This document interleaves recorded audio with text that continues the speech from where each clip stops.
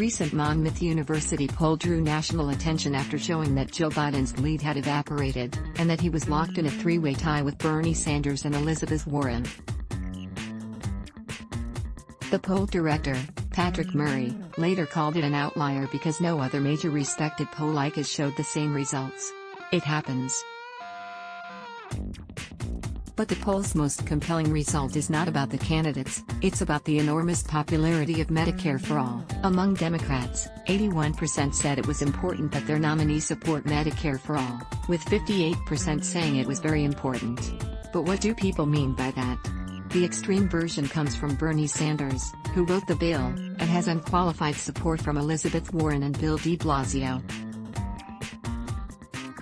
He envisions a system like Canada's, where everyone is covered, and the government pays all medical bills.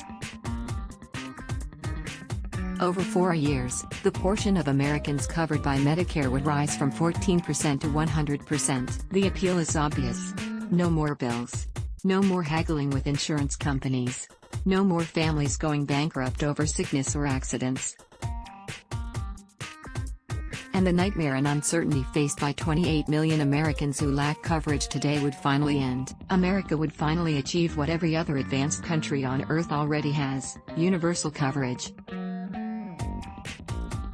But running on that plan would give Donald Trump a grand opportunity to scare the hell out of voters and win re-election, because the extreme plan would force nearly 160 million Americans to give up their private insurance, even if they don't want to. And it would force enormous tax increases as costs shift from private payers to the government. The Democrats want to take away your healthcare and impose the biggest tax increase in American history. Trump could say. And for once, he's being factually accurate. There is a smarter way to do this. Instead of forcing Americans into Medicare, the government could invite them in, by allowing individuals and companies to buy Medicare coverage through the Obamacare exchanges. If you want to switch, you could switch. If you don't want to, you wouldn't have to. And as with Obamacare today, those who couldn't afford coverage could receive a subsidy to help. If Medicare is as good as its champions say, then Americans will shift towards Medicare over time. But the government would not force the change, and could absorb the growing costs more gradually, without big spikes in taxes. That, it turns out, is where most Democratic candidates stand. They want Medicare for all, but they don't want to force it down people's throats, as Sanders and Warren would. They want what Pete Buttigieg calls Medicare for all who want it. Joe Biden wants that kind of approach, and while Senator Cory Booker is a co-sponsor of Sanders' bill, he now says he favors this more gradual approach as well. The most important find in the recent Monmouth poll is that most Democratic voters favors that more sensible approach. Only 22% want to favor eliminating private insurance and moving everyone into Medicare. The majority, 53%, want to give people the option of moving to Medicare or keeping their private insurance. Please, don't call that majority moderate.